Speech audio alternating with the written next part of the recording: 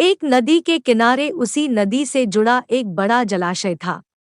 जलाशय में पानी गहरा होता है, इसलिए उसमें काई तथा मछलियों का प्रिय भोजन जलीय सूक्ष्म पौधे उगते हैं। ऐसे स्थान मछलियों को बहुत रास आते हैं। उस जलाशय में भी नदी से बहुत सी मछलियां आकर रहती थी। अंडे देने के लिए तो सभी मछलियां उस जलाशय में आती थी।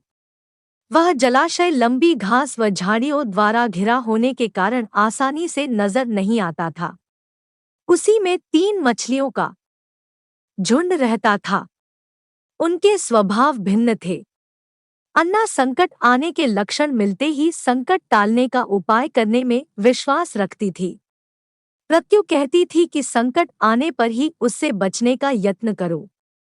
यद्दी का सोचना था कि संकट को टालने या उससे बचने की बात बेकार है, करने कराने से कुछ नहीं होता, जो किस्मत में लिखा है वह होकर रहेगा।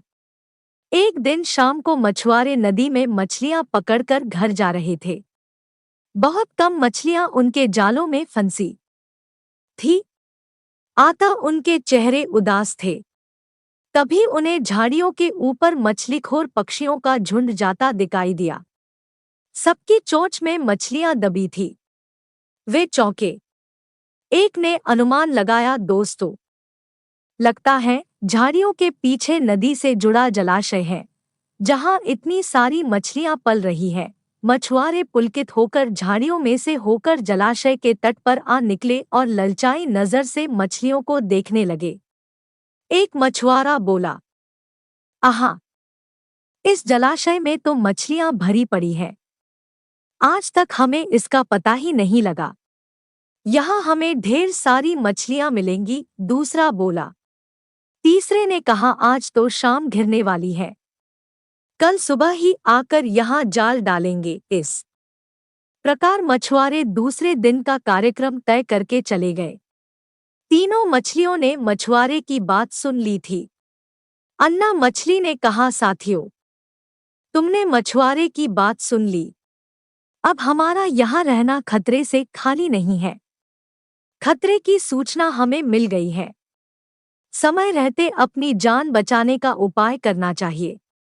मैं तो अभी ही इस जलाशय को छोड़कर नहर के रास्ते नदी में जा रही हूँ। उसके बाद मछुआरे सुबह आए, जाल फेंके मेरी बला से। तब तक मैं तो बहुत दूर अटखेलियां कर रही होऊंगी। प्रत्यु मछली बोली, तुम्हें जाना है तो जाओ, मैं तो नहीं आ रही। अभी खतरा आया कहाँ है जो इतना घबराने की जरूरत है। हो सकता है संकट आए ही न। उन मछुआरों का यहाँ आने का कार्यक्रम रद्द हो सकता है। हो सकता है रात को उनके जाल चूहे कुतर जाएं। हो सकता है उनकी बस्ती में आग लग जाए। भूचाल आकर उनके गांव को नष्ट कर सकता है, या रात को मूसलाधार वर्षा आ सकती है और बाढ़ में उनका गांव बह सकता है। इसलिए उनका आना निश्चित नहीं है। जब वह आएंगे तब की तब सोचेंगे। हो सकता है मैं उनके जाल में ही फंसूं। यद्दी ने अपनी भाग्यवादी बात कही, भागने से कुछ नहीं होने का। मछुआरों को आना है तो वह आएंगे। हमें जाल में फंसना है तो हम फंसेंगे। किस्मत में मरना ही लिखा है तो क्या किया जा सकता है। इस प्रकार अन्ना तो उसी समय वहां से चली गई। प्रत्यु और यद्दी जलाशय में ही रही। भोर हुई तो मछुआरे अपने जाल को लेकर आए और लगे जलाशय में जाल फेंकने और मछलियां पकड़ने। प्रत्यु ने संकट को आए देखा तो लगी जान बचाने के उपाय सोचने। उसका दिमाग तेजी से काम करने लगा। आसपास छिपने के लिए कोई खोखली जगह भी नहीं थी। तभी उसे याद आया कि उस जलाशय में काफी दिनों से एक मरे हुए ऊदबिलाव की लाश तैरती रही है। वह उसके बचाव के काम आ सकती है।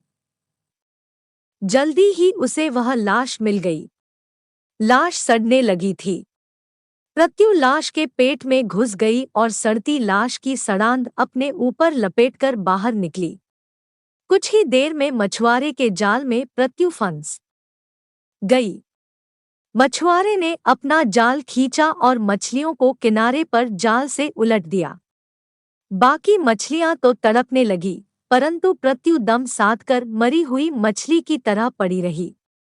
मछुआरे को सड़ांध का भभका लगा तो मछलियों को देखने लगा। उसने निश्चल पड़ी प्रत्यु को उठाया और सूंघा आंख। यह तो कई दिनों की मरी मछली है, सड़ चुकी है। ऐसे बड़बड़ाकर बुरा सा मुंह बनाकर उस मछुआरे ने प्रत्यु को जलाशय में फेंक दिया। प्रत्यु अपनी बुद्धि का प्रयोग कर संकट से बच निकलने में सफल हो गई थी। पानी में गिरते ही उसने गोता लगाया और सुरक्षित गहराई में पहुंचकर जान की खैर मनाई। यद्दी भी दूसरे मछुआरे के जाल में फंस गई थी और एक टोकरे में डाल दी गई थी। भाग्य के भरोसे बैठी रहने वाली यद्दी ने उसी टोकरी में अन्य मछलियों की तरह तड़प कर प्राण त्याग दिए। सीख, भाग्य भी उन्हीं का साथ देता है जो कर्म में विश्वास रखते हैं और कर्म को प्रधान मानते हैं। भाग्य के भरोसे हाथ पर हाथ रखकर बैठे रहने वाले का विनाश निश्चित है।